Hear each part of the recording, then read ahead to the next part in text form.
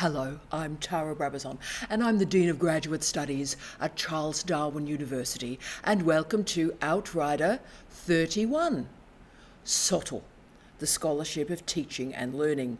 This Outrider is derived from all our wonderful friends and their requests in digital office hours, with a particular shout out to Josh and the legendary Paul. In digital office hours, we've been working on academic CVs and how to populate those CVs with specific headings. And two of those headings we're working on are SoTL and SOS, the Scholarship of Supervision. So they are our next two Outriders. They are key headings for your CV, certainly, but they're also key headings for your academic life. And let me explain why. You see, the bulk of academic life is sort of based on a lie, or at least marginalisation. When you do an interview for an academic post, you talk about research.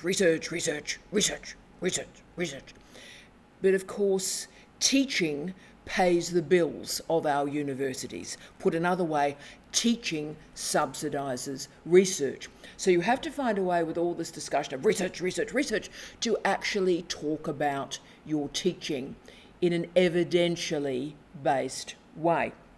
Therefore, what a lot of colleagues have done, particularly in the last 20 years, is work on and develop the interface between teaching and research. And SoTL and SOS are absolutely crucial to the configuration of this interface. And there's also another phrase that I've been working on since I worked at the University of Bolton. Big hi to all my mates at the University of Bolton.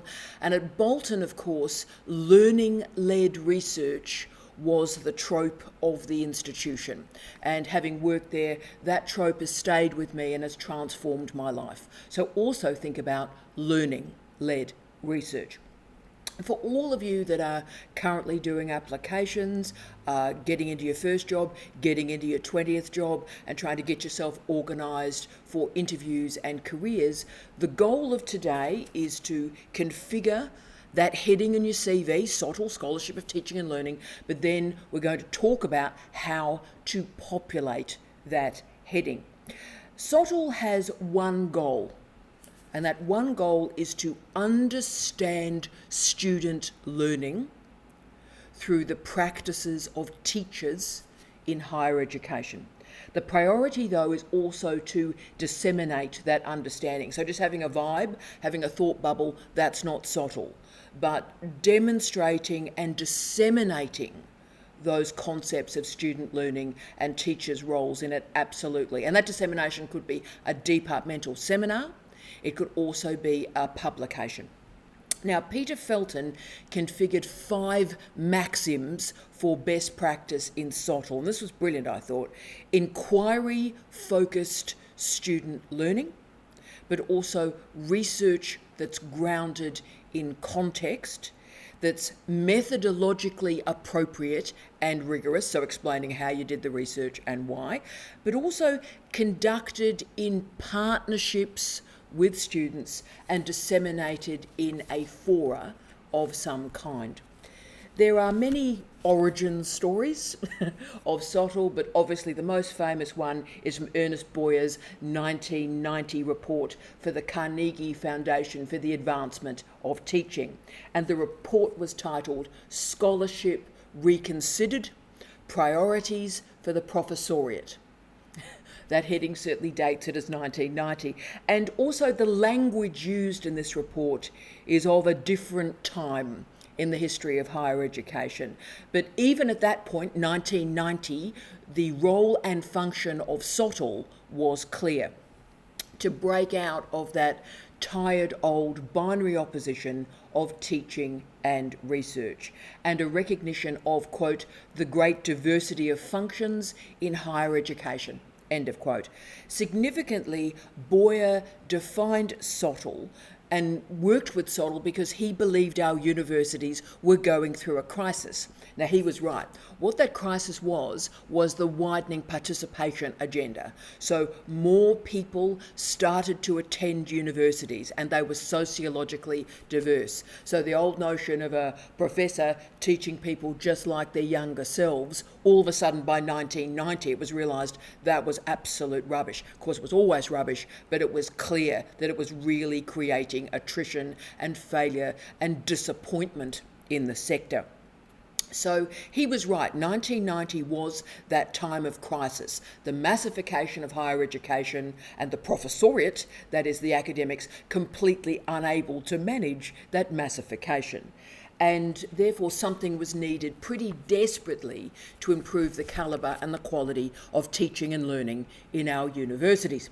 Now, this really matters for me in many ways, and one is that SoTL confirms the difference between higher education, HE, and vocational education, VE. Now, can I say I'm the biggest supporter of the vet sector, the TAFE sector in Australia, further education, FE, enormous supporter. But it is different from higher education. And one of those differences is in the higher education sector, the people who are teaching you are also producing the research that they are teaching. So they are research active, producing the research in the field in which they are teaching. And in the vet sector, it is different. So therefore, SoTL was and is brilliant because it's honest. It talks about overtly the relationship between teaching and research. So Boyer used scholarship of teaching and learning to describe how academics from any discipline could research how and why they teach and then disseminate and share that research. So the key through all of this is pondering how we think about other humans learn and what evidence we have that that learning has taken place. This movement is also captured in Kenneth Eblin's 1994 book, and notice the importance of the early to mid-1990s in this movement, but his great book, The Craft of Teaching, A Guide to Mastering the Professor's Art. Wow, I love these titles from this time. So SoTL was intentional, it was conscious, and it was multidisciplinary. Remember, multidisciplinary is not interdisciplinary. Multidisciplinary is every slice of a discipline remains with its own integrity, but offers a different view, a different lens, and deploys expertise in a different way. So SoTL is multidisciplinary, not interdisciplinary, but does probe the practice of teaching. This was also a moment of intervention. To quote James Ream, quote, "For most of its social history until quite recently, teaching has been regarded as the grunt work stepchild of research. Research was seen to be the true scholarship, and teaching was seen as what one did to make a living." End of quote. SoTL, therefore, didn't simply emerge from the mind of Ernest Boyer. Like all sorts of origin stories, there's actually many different origins that we could be talking about, like action research, like, of course, Brookfield's remarkable research on the notion of reflection in teaching and learning, peer reviews of teaching that started to emerge at this time, but also a century of education research and the professional development movement that emerged through higher education after the Second World War. There is a realisation through SoTL and SOS, can I say, that academics teach incredibly badly. And the reason that academics teach incredibly badly is they've had no expertise, no training, no qualifications in education, teaching, learning, assessment. So for most of universities' history, and I'm talking centuries of universities' histories, it was really a sage on a stage, or more likely a Dilbert on a diorama. So academics, through much of higher education's history, learned about teaching and learning via experience. So generation after generation after generation of students were the fodder for this experience. So learning on the job, or indeed not learning on the job, and continuing to replicate really bad experiences. This methodology for SoTL, therefore, was an intervention, and it really started with reflection. So just asking people, what are you doing? Why are you doing this? Why are you teaching in this way, dude? But also then gathering evidence through student interviews, through focus groups, questionnaires, surveys, co-design if you want to go there, observation, case studies, all have a very strong methodology behind them. But remember that one of the key definitional additions to SoTL was dissemination. So what you're doing, that's great, but sharing it in a faculty or departmental seminar or in the myriad of SoTL journals that now exist through all the different disciplines. SoTL, of course, has received a lot of critiques, particularly through its post-Boyer history, and the greatest critiques of SoTL and SOS come from researchers in the education discipline, in education departments and faculty. Because they just go, dude, you're talking about SoTL, why is that different from what we're doing in education most of the time, the paradigms of our discipline? Now, that's a great question and a great critique, but let me address that critique with an answer. You see, one answer to the notion of education research being separate from SoTL is that SoTL comes from academic disciplines. So it works from the premise that teaching and learning in physics is different from teaching and learning in law. And you know what? I agree with that as a premise. It is different. Therefore, mashing together physics and law and creative arts and social work, assuming that all the students learn the same way, have the same assessment protocols, use educational technology in the same way, that of course is complete rubbish, right? So I agree with this argument. I think it's incredibly important that SoTL remains strong and independent and emerging from academic disciplines. The academic discipline and the workers in that discipline consider the teaching and the learning priorities that are significant to their ontology, epistemology, and methodology. Rock on. So this means that we're not making assumptions about theories, about tropes, about assessment practices, and about educational technology. We're not implementing Fordist solutions over post-Fordist disciplines. There is a recognition also of what's sometimes called signature pedagogies. Interesting phrase, that one, but the notion that, medical students do rounds around hospitals or pre-service teachers complete their practicum. So there are many of our applied disciplines in particular that have these signature pedagogies. So you can't assume what exists in fine arts is going to work in physiotherapy. Right. So the critiques of SoTL do remain really clear, and we need to acknowledge them, that innovations are difficult to prove. So what exactly are you doing here, and how are you demonstrating that it makes a difference? The 4M framework is used, a bit of a cliche, but it is an interesting way to structure the dissemination protocol, I think. So moving from micro, which is the individual, meso, which is the department, macro, which is the institution, and mega, which is beyond the institution, often thinking about higher education and universities more generally. Now, SoTL is gaining some international recognition. We do have iSoTL, the International Society for the Scholarship of Teaching and Learning, so that's great. And that organisation was formed in 2004. And conferences are held, and that's great. The overwhelming majority of them are held in North America, but there is a movement to internationalise SoTL as well. But it is important, I think, for all of us who do not live in North America to disseminate our SoTL, that we write about and we research the distinctiveness of our teaching and learning. Now, I've lived and worked in 4 nations, including Canada, and one thing I can tell you is what happens in North America is not generalisable to the rest of the planet.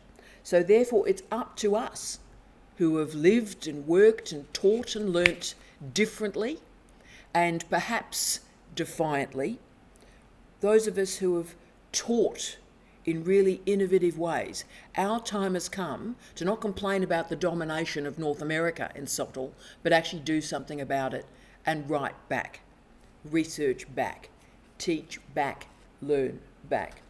The question, therefore, is how you can use SoTL to improve your teaching and learning, your learning-led research, your career, your CV. Yep.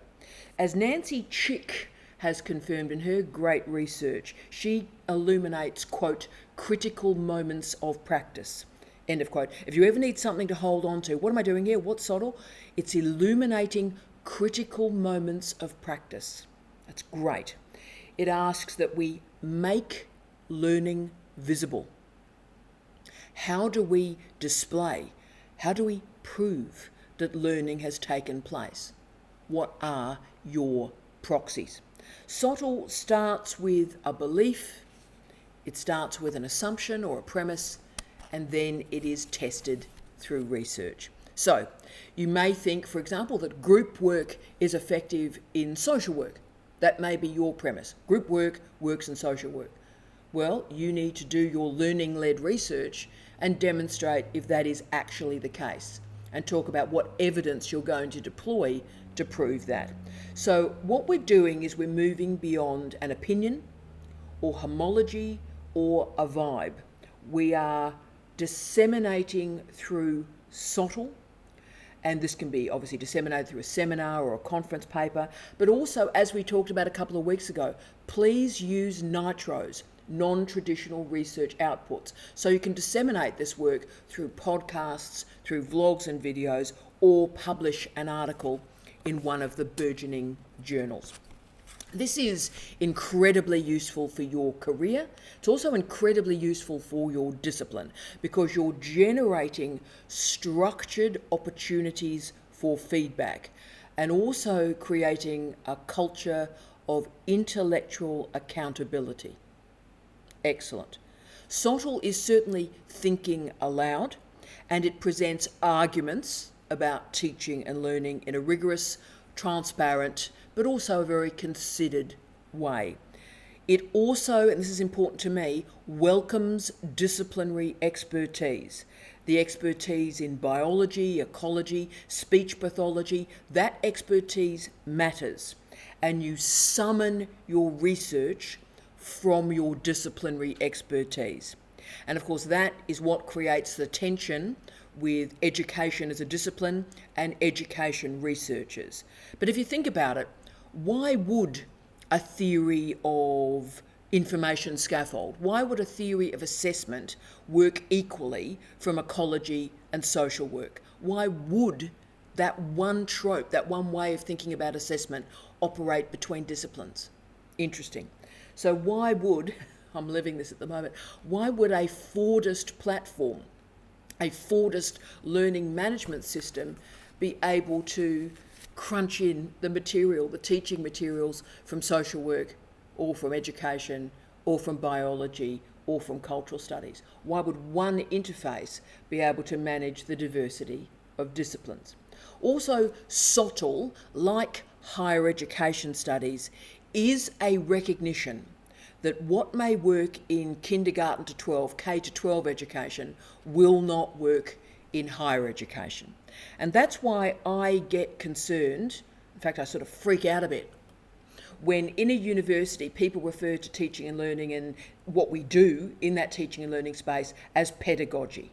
Really? Pedagogy. Peda meaning child. You think, rather than andragogy. Now, I'm aware of the critique that andra from the Greek has this masculine infusion, but I think that can be overstated because andra obviously leads to Andrea as much as Andrew. But one of the key etymologies of andra is defender of the people. And I like that a lot.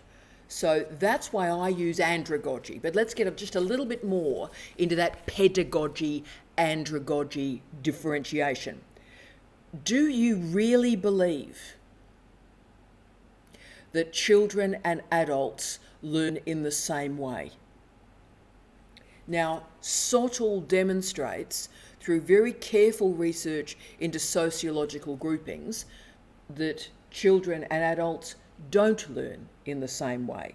SoTL, therefore, is burgeoning in our present. Boyer wrote about SoTL through a moment of crisis in higher education, and my goodness me, we are certainly still living those crises in our university sector, particularly post the pandemic.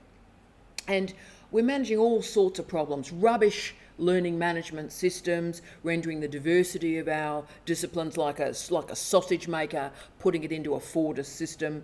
We're lacking funding for teaching and research. There is a profound disrespect of teaching and learning in our universities. We know it to be true. And this crazy stuff that's emerged in the last 5 years, where we've got this separation of employment functions. So a teaching-only academic, teaching-focused academic, research-only academic. And of course, we've now got university leaders that don't have really any expertise, let alone excellence, any expertise in research or teaching, let alone the interface between those two functions. So SoTL is great because it recognises the importance of formal and informal learning and enables the creation of born digital objects that can also become nitros to gain new and wider audiences for SoTL.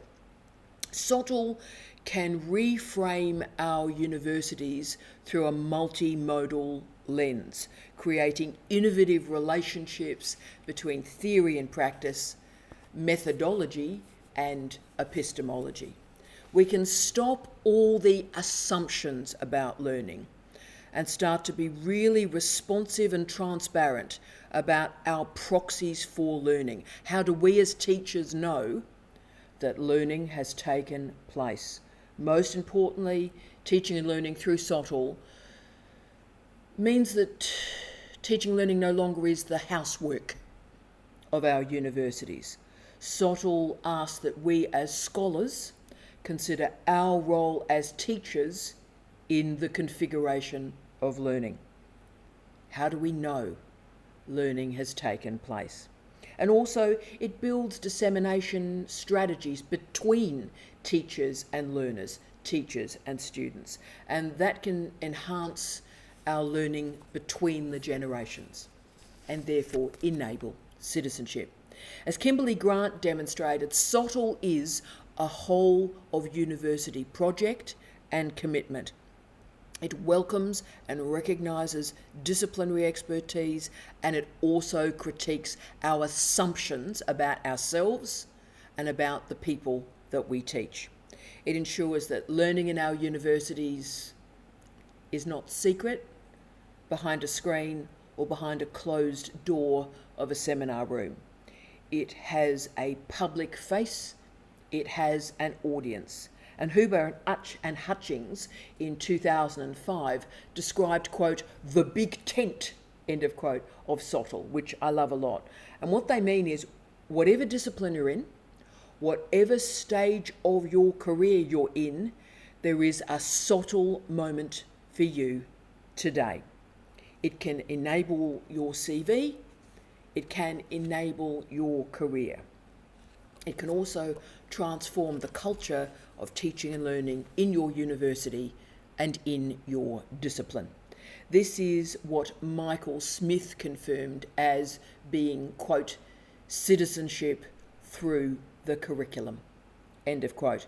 So SoTL began as a strategy to manage the crisis of our universities and the problems, profound problems that existed in university teaching, where teaching was being conducted by academics who had absolutely no idea what they were doing. Now, we have new problems in our universities, and that's what's been captured so powerfully, I think, by Pat Hutchins' recent work in Opening Lines. And Hutchins describes what we need now is, quote, a taxonomy of SoTL questions, end of quote. So let's think about our context of teaching and learning, our vision for what is possible, our soundscape, Paul, our soundscape for what is possible. Let us make a decision today, team, to move beyond deficit models of teaching and learning, to move and follow Nancy Chick's great argument, moving from a replication to a transformation. And when we transform learning, we also transform the world. I wish you love, light, and peace. Tea out.